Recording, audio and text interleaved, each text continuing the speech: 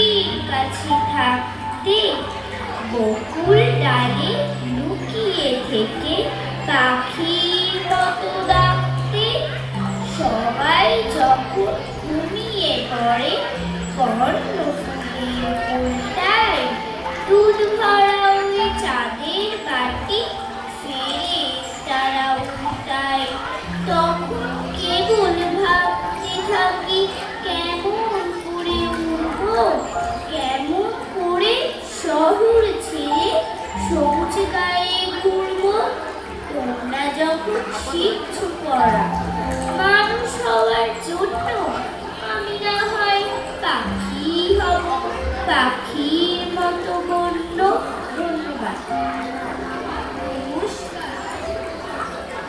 নমস্কার। আজকে আমার পরিবেশনা কবি সুকুমার রায়ের লেখা কবিতা মাসি।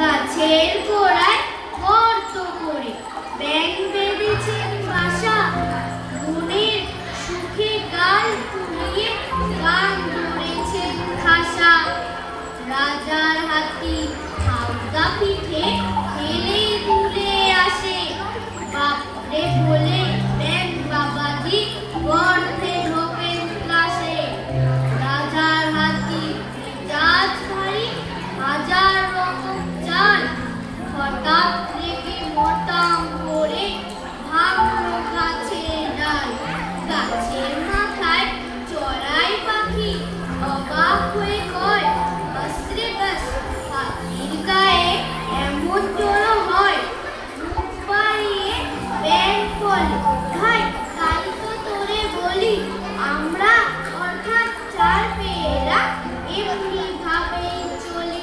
ধন্যবাদ। নমস্কার। কবি নীলকান্ত দাশের লেখা কবিতা ছড়ায় ছড়ায় ছড়ায় ছড়ায় একটু মন বসে না ভূগোল পড়ায় ছড়ায় ছড়ায় বাবা ঠিক পার বুঝে নাই পড়ায় পড়ায় ছড়ায় ছড়ায় অঙ্কে ভুল করি যে মেজাজ চড়ায় ছড়ায় ছড়ায় স্কুল পরীক্ষাটা টনক নড়ায় ছড়ায় ছড়ায় কি মজা মায়ের হাতে তালে গড়ায় ছড়ায় ছড়ায় দু চোখে সোনা কাঠে স্বপ্ন ছড়ায় ছড়ায় ছড়ায় আকাশে চাঁদ ডুবে যায় রাত্রি গড়ায়। ধন্যবাদ। নমস্কার। আজকে আমার পরিবেশনা কবি অঞ্জলি চক্রবর্তীর লেখা কবিতা কানামাছি। কানামাছি খেলছি সবাই খেলছি কানামাছি চোখ বাঁধা সব দূরে দূরে হাত বাড়িয়েই আছি ধর্না দেখি ধরবো কেমন করে ধরা কি অতই সহজ অন্ধ